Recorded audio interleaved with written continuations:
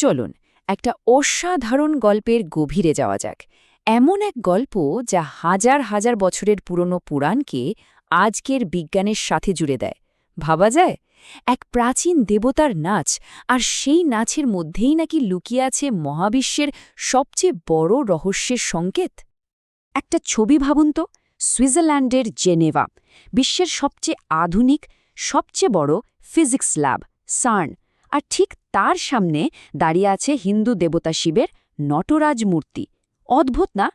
যেখানে মহাবিশ্বের ক্ষুদ্রতম কণা নিয়ে চুলচেরা বিশ্লেষণ চলছে, সেখানে প্রাচীন একটা মূর্তি কি করছে? এই প্রশ্নটাই কিন্তু এক গভীর রহস্যের দরজা খুলে দেয়। তো সার্ন আসলে কি? এটা হলো সেই জায়গা যেখানে পৃথিবীর তাবর তাবর বিজ্ঞানীরা একসাথে হয়েছেন একটাই জিনিস বোঝার জন্য, এই যে মহাবিশ্ব, এটা ঠিক কি দিয়ে তৈরি, মানে একেবারে মূল এককটা কি। বিগ ব্যাং থেকে শুরু করে আজকের এই দুনিয়া, সবকিছুর গোড়ার কথা খোঁজা হয় এখানে। তাহলে এই বিজ্ঞান আর পুরাণের মধ্যে যোগসূত্রটা কোথায়? দেখুন, নটরাজের এক হাতে আছে ডামরু। বিশ্বাস করা হয় এর কম্পন থেকেই মহাবিশ্বের সৃষ্টি, ঠিক সার্নের পার্টিকেল অ্যাক্সিলারেটরের মতো, যেখানে শক্তি থেকে নতুন নতুন কণা তৈরি হয়। আবার দেখুন, শিবের অন্য হাতে আছে আগুন, যা ধ্বংসের প্রতীক। এটাও মিলে যাচ্ছে, কারণ সার্নে কণাগুলোকে ধাক্কা লাগিয়ে ধ্বংস করে আবার শক্তিতে পরিণত করা হয়। মানে সৃষ্টি আর ধ্বংসের এই যে চক্রাকার নাচ, এটাই যেন সার্নের গবেষণার মূল সুর। আর সবচেয়ে মজার ব্যাপার হলো, এটা কিন্তু কোনো উড়ো কথা না। সার্নে ওই মূর্তির নিচেই বিখ্যাত পদার্থবিজ্ঞানী ফ্রিৎজোফ কাপরার একটা কথা খোদাই করা আছে। উনি বলছেন, এই মহাজাগতিক নাচটা আসলে প্রাচীন পুরাণ, শিল্প আর আধুনিক বিজ্ঞানকে এক সুতোয় বেঁধে ফেলে। মানে হাজার হাজার বছর আগে শিল্পীরা যা কল্পনা করেছেন, আজকের বিজ্ঞানীরা সেটাই ল্যাবে বসে প্রমাণ করার চেষ্টা করছেন। লক্ষ্যটা কিন্তু একই, মহাবিশ্বের এই চিরন্তন নাচটাকে বোঝা। কিন্তু ব্যাপারটা শুধু এই সৃষ্টি ধ্বংসের রূপকের মধ্যেই সীমাবদ্ধ নেই, এর শিকড় আরও গভীরে। এটা হিন্দু দর্শনের একটা মূল ধারণা, মায়ার দিকে ইঙ্গিত করে। মায়া কি? এই ধারণাটা বলছে, আমরা যে জগৎকে দেখছি, ছুঁয়ে দেখছি, এটা আসলে চূড়ান্ত সত্যি না, এটা একটা বিভ্রম। আসল সত্যিটা হলো শক্তি, আর এই জগৎটা হলো সেই শক্তির নাচের একটা ক্ষণস্থায়ী প্রকাশ মাত্র। ভাবতে অবাক লাগে, এই মায়ার ধারণাটাই কিন্তু আধুনিক ফিজিক্সের অনেক দিকপালকে প্রাচ্যের দর্শনের দিকে টেনে এনেছিল। নামগুলো শুনুন একবার: শ্রোডিঙ্গার, বোর, হাইজেনবার্গ, ওপেনহাইমার, এমনকি টেসলা। এরা সবাই বেদ উপনিষদের প্রতি ভীষণভাবে আগ্রহী ছিলেন। কেউ কেউ তো সংস্কৃত ভাষাও শিখেছিলেন শুধু মূল লেখাগুলো পড়বেন বলে। তারা আসলে বুঝতে পেরেছিলেন বাস্তবতার আসল রূপটা কী। এই প্রশ্নটা হাজার হাজার বছর ধরে মানুষ করে আসছে, আর আধুনিক বিজ্ঞানও সেই একই প্রশ্নেরই উত্তর খুঁজে চলেছে। আচ্ছা, এবার চলুন মহাবিশ্বের টাইমলাইনে একটু চোখ বোলানো যাক। একটা অদ্ভুত প্যাটার্ন দেখতে পাওয়া যায়। প্রায় ১৪০০ কোটি বছর আগে ছিল শুধু শক্তি। সেখান থেকে আস্তে আস্তে তৈরি হলো জটিল পদার্থ, মানে গ্রহ, নক্ষত্র।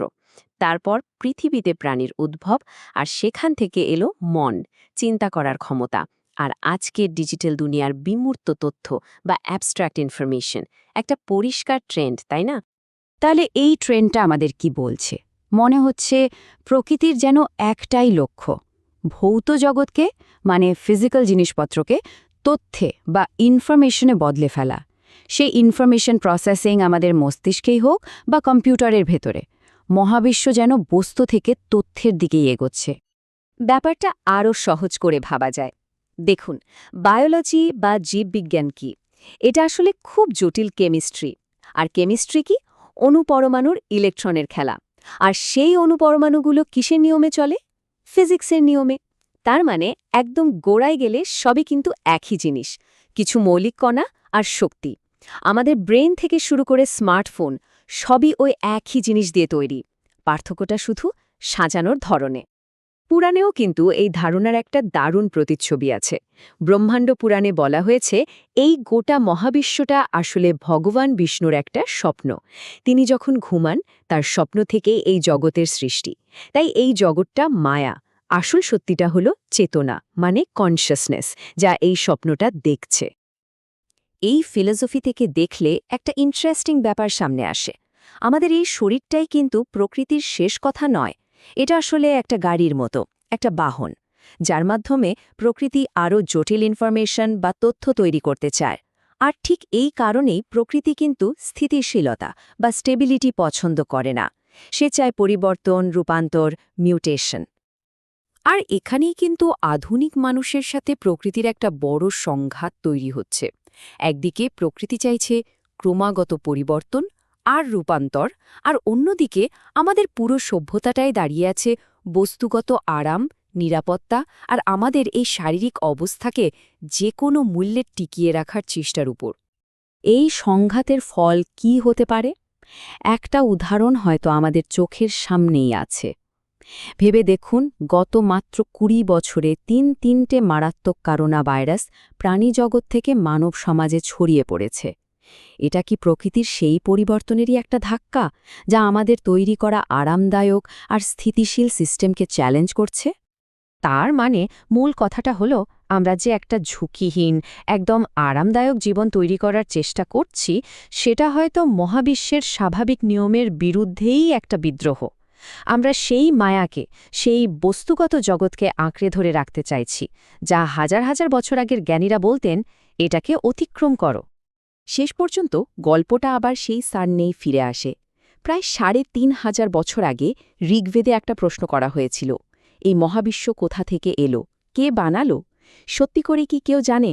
হয়তো যে বানিয়েছে সেও জানে না। এই যে চূড়ান্ত সত্য সম্পর্কে একটা বিনয় আর জানার একটা অদম্য ইচ্ছা, এটাই কিন্তু প্রাচীন ঋষি আর আজকের বিজ্ঞানীদের এক জায়গায় এনে দাঁড় করায়। ফলে শেষে একটা বড় প্রশ্ন আমাদের সামনে এসে দাঁড়ায়, আমাদের এই সভ্যতা, যা কিনা শুধু বস্তুগত আরাম আর শারীরিক স্থিতিশীলতার পেছনে ছুটছে, তা কি মহাবিশ্বের মূল স্রোতের বিরুদ্ধে যাচ্ছে? এই প্রাচীন ভাবনাটা আমাদের আজকের জীবনযাত্রা নিয়ে নতুন করে ভাবতে বাধ্য করে, তাই না?